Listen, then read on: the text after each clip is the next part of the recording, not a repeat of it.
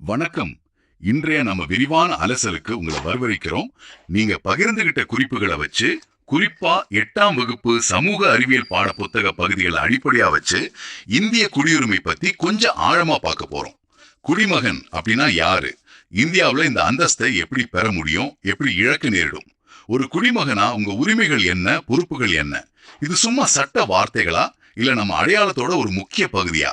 இந்த கேள்விகளுக்கெல்லாம் பதில் தேடுறது தான் நம்ம நோக்கம். சரி, ஆரம்பிக்கலாமா? நிச்சயமா.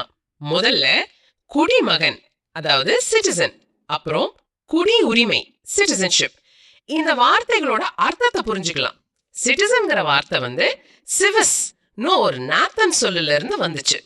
அதோட அர்த்தமும் அந்த காலத்துல ரோம்ல இருந்த நகர அரசுல வசிச்சவங்கன்னு. இப்போதைய காலத்துல ஒரு நாட்டோட சட்டபூர்வமான முழு உறுப்பினர். அவர்தான் குடிமகன். அவர் அந்த நாட்டோட குடிமை, அரசியல் உரிமைகளை அனுபவிக்க தகுதியானவர். அதே நேரத்துல சில கடமைகளும் அவருக்கு இருக்கு. இந்திய அரசியலமைப்பு சட்டம் இந்த குடியுரிமைக்கு ரொம்ப முக்கியத்துவம் கொடுக்குது. ஏன்னா இதுதான் யார் இந்த நாட்டோட உறுப்பினர்னு சொல்லுது. சரி, அப்போ குடியுரிமைங்கிறது ஒரு நாட்டுல உறுப்பினரா இருக்கிற தகுதி, உரிமைகளோட கடமைகளோட வர்றது. இதுல வகைகள் இருக்கா? குறிப்புகள் என்ன சொல்லுது? ஆமா, 2 முக்கிய வகைகளை இந்த குறிப்புகள் சொல்லுது. ஒண்ணு இயற்கை குடியுரிமை, நேச்சுரல் சிட்டிசன்ஷிப். இது ரொம்ப சிம்பிள், பிறப்பால கிடைக்கிறது. அதாவது ஒரு நாட்டுல பிறக்கிறது மூலியமாவே அந்த நாட்டோட குடிமகன் ஆகிடுறது. இது இயல்பா வர்றது. இன்னொன்னு இயல்பு குடியுரிமை, அக்வயர்ட் இல்லனா நேச்சுரலைஸ்ட் சிட்டிசன்ஷிப். பேர் சொல்ற மாதிரி இது இயல்பா கிடைக்காது. ஒருவர் சட்ட நடைமுறைகளை பின்பற்றி விண்ணப்பிச்சு அரசு சொல்ற தகுதிகளை பூர்த்தி செஞ்சு அதன் மூலமாக பெறுற குடியுரிமை இது. உதாரணமா, ஒரு வெளிநாட்டவர் இந்திய குடிமகனாகணும்னா அவர் இந்த முறையில தான் குடியுரிமை வாங்க முடியும். சுருக்கமா சொன்னா, ஒண்ணு பிறப்பால, இன்னொன்னு விண்ணப்பிச்ச பெறது. புரிஞ்சது. இப்போ இந்திய குடியுரிமைன்னு வரும்போது இந்த 1955 ஆண்டு இந்திய குடியுரிமை சட்டம் தான் ரொம்ப அடிப்படைன்னு தெரியுது. இது ஏன் இவ்வளவு முக்கியம்? அரசியலமைப்புல இதை பத்தி இல்லையா? நல்ல கேள்வி.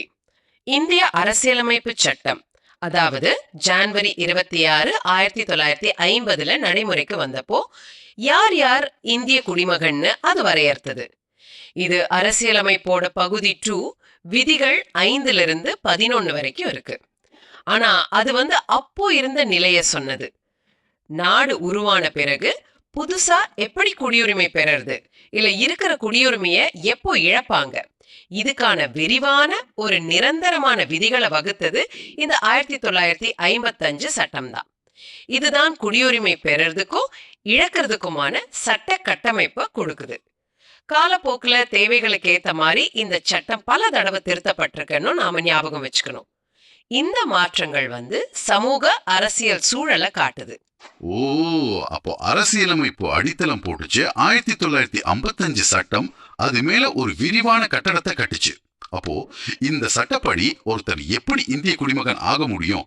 என்ன வழிகள் இருக்கு? இங்கதான் விஷயம் இன்னும் கொஞ்சம் விரிவா போகுது. இந்த சட்டம் 5 வழிகளை சொல்லுது ஒருத்தர் இந்திய குடியுரிமை வாங்க. 5 வழிகளா? சரி, ஒன்னொன்னா பார்க்கலாமா? முதல்ல ரொம்ப பரவலா தெரிஞ்சது பிறப்பால் குடியுரிமை பெறுதல், பை பர்த். ஆனா இது ஆரம்பத்துல இருந்த மாதிரி இப்போ இல்ல. காலப்போக்குல இதுல சில முக்கியமான மாற்றங்கள் வந்திருக்கு. ஆரம்பத்துல, அதாவது 1950 1987 வரைக்கும் இந்தியாவில பிறந்தாலே போதும், பெத்தவங்க எந்த நாட்டை சேர்ந்தவங்களா இருந்தாலும் குடியுரிமை கிடைச்சிரும். ஆனா 1987க்கு அப்புறம் குடியேற்றம் பத்தின சில கவலைகள்னால ஒரு நிபந்தனை சேர்த்தாங்க.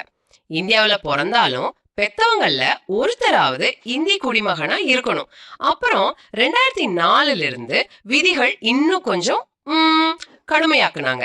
அதன்படி இந்தியாவில பிறந்தவங்க குடியுரிமை வாங்கணும்னா பெத்தவங்க 2 பேருமே இந்தியலா இருக்கணும். இல்லனா ஒருத்தர் இந்தியராவும் இன்னொருத்தர் சட்டவிரோதமா குடியேறினவரா இல்லாமலும் இருக்கணும். ஓஹோ, அப்போ வெறும் பிறந்த இடம் மட்டும் பத்தாது, பெத்தவங்களோட குடியுரிமையும் முக்கியமாகிடுச்சு. இது காலமாற்றத்தை காட்டுது. சரி, 2வது வழி என்ன?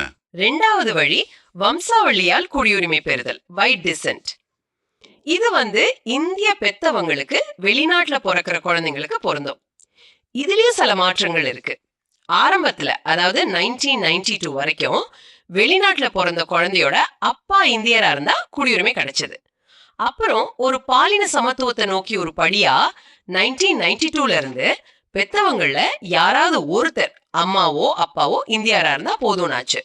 அது மட்டும் இல்லாம 2004ல இருந்து வெளிநாட்டுல குழந்தை பிறந்தா ஒரு வருஷத்துக்குள்ள அங்க இருக்கிற இந்திய தூதரகத்துல பிறப்ப பதிவு செய்யணும்னு ஒரு நிபந்தனை இருக்கு. இது ஒரு அட்மினிஸ்ட்ரேட்டிவ் ப்ரொசீஜர் தான். வெளிநாட்டுல பிறந்த இந்திய வம்சாவளி குழந்தைகளுக்கான வழி இது. சரி, மூன்றாவது வழி பதிவு செய்தல் மூலம் குடியுரிமை பெறுதல், பை ரெஜிஸ்ட்ரேஷன். இது எல்லாருக்கும் பொருந்தாது, சில குறிப்பிட்ட பிரிவினருக்காக மட்டும். உதாரணத்துக்கு இந்திய வம்சாவளியை சேர்ந்த ஒருத்தர் இந்தியாவுல குறைஞ்சது 7 வருஷம் வசிச்சதுக்கு அப்புறம் விண்ணப்பிக்கலாம். இல்லனா ஒரு இந்திய குடிமகனா கல்யாணம் பண்ணிக்கிட்ட வெளிநாட்டவர் 7 வருஷம் இந்தியாவுல வசிச்சதுக்கு பிறகு விண்ணப்பிக்கலாம். இந்த மாதிரி சில நிபந்தனைகளை பூர்த்தி செய்யறவங்க பதிவு செஞ்சு குடியுரிமை வாங்க இது ஒரு வழி. 4வது வழி, இதுதான் நீங்க முன்னாடி சொன்ன அந்த அக்வயர்ட் சிட்டிசன்ஷிப் கேட்டகரியோட சம்பந்தப்பட்டதா? ஆமா, சரியா சொன்னீங்க. 4வது இயல்பு குடியுரிமை, பை நேச்சுரலைசேஷன். இது வெளிநாட்டவர் இந்திய குடியுரிமை பெறதுக்கான ஒரு முக்கியமான வழி. இதுக்கு சில முக்கிய நிபந்தனைகள் இருக்கு. விண்ணப்பிக்கிறவர் தன்னோட பழைய நாட்டு குடியுரிமையை விடணும். இந்தியாவுல குறிப்பிட்ட காலம், பொதுவா ஒரு 12 வருஷம் வரைக்கும் சட்டத்துல சொன்ன கணக்குப்படி வசிச்சிருக்கணும். நல்ல நடத்தையுள்ளவரா இருக்கணும். இந்திய அரசியலமைப்புக்கு விசுவாசமா இருப்பேன்னு உறுதிமொழி கொடுக்கணும். அப்புறம் அங்கீகரிக்கப்பட்ட இந்திய மொழிகள்ல ஒண்ணுல போதுமான அறிவு இருக்கணும். இந்த நிபந்தனைகள் எதுக்குன்னா அவர் இந்திய சமுதாயத்தோட தன்னை முழுமையா இணைச்சுக்கிறாருன்னு உறுதிப்படுத்துறதுதான்.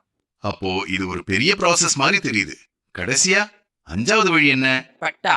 அந்த பகுதியில வசிக்கிற மக்களை இந்திய குடிமக்களா அறிவிக்க இந்திய அரசுக்கு அதிகாரம் இருக்கு. இதுக்கு நல்ல உதாரணம் பாண்டிச்சேரி. 1962ல பாண்டிச்சேரி இந்தியாவோட சேர்ந்தப்போ இந்திய அரசு ஒரு சிறப்பு ஆணை மூலமா அங்க வசிச்சவங்களை இந்திய குடிமக்களா ஏத்துக்கிட்டாங்க.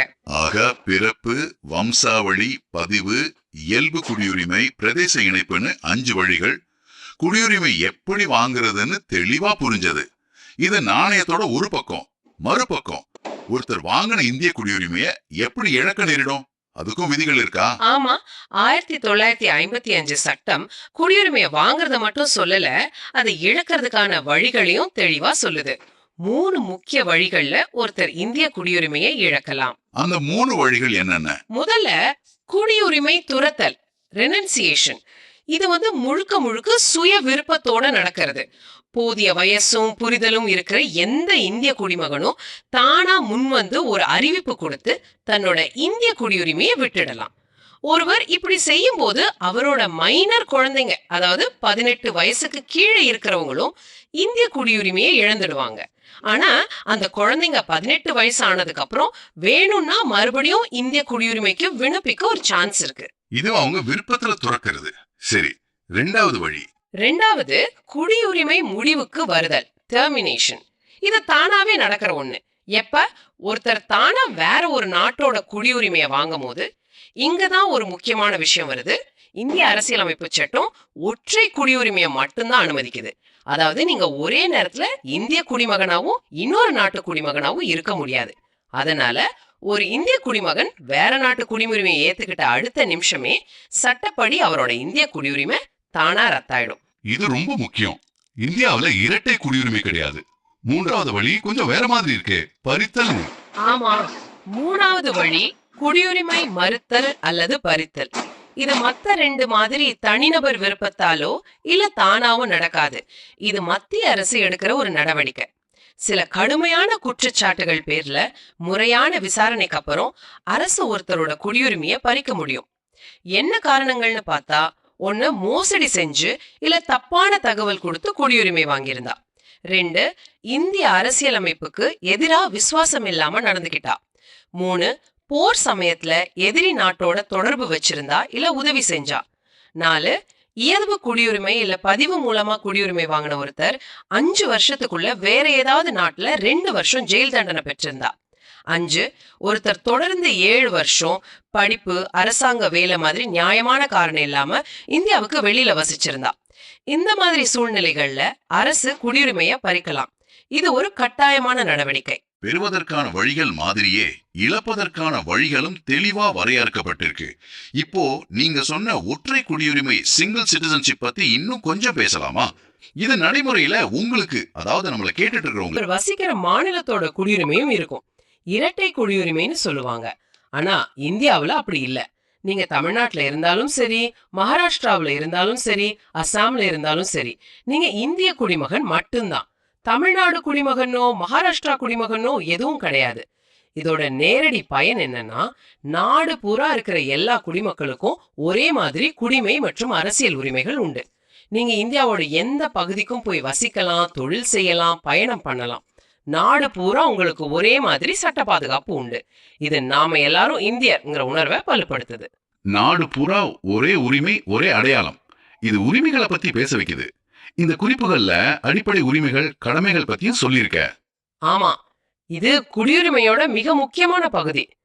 இந்திய அரசியலமைப்பு சட்டம் பகுதி 3ல குடிமகனுக்கு அடிப்படை உரிமைகளை ஃபண்டமெண்டல் ரைட்ஸ் உறுதி செய்து. சமத்துவ உரிமை, பேச்சுரிமை, சுதந்திரமா நடமாடுற உரிமை, மத சுதந்திர உரிமை, இந்த மாதிரி பலதும் இதுல அடங்கும். இவை சும்மா வாக்குறுதி இல்ல. இத மீறினா கோர்ட்டுக்கு போய் பரிகாரம் தேட முடியும். அதே நேரம் அரசியலமைப்போட பகுதி 4 இது 42வது திருத்தத்துல சேர்த்தாங்க. குடிமகனுக்கான 11 அடிப்படை கடமைகளையும் சொல்லுது. தேசிய கொடியையும் கீதத்தையும் மதிக்கிறது, அரசியலமைப்பை பின்பற்றுறது, நாட்டோட இறையாண்மை ஒற்றுமையை பாதுகாக்கிறது, தேவைப்படும் போது நாட்டுக்காக சேவை செய்யறது, பொது சொத்துக்களை பாதுகாக்கிறது, வன்முறையை கைவிடுறது, குழந்தைங்களை ஸ்கூலுக்கு அனுப்புறது.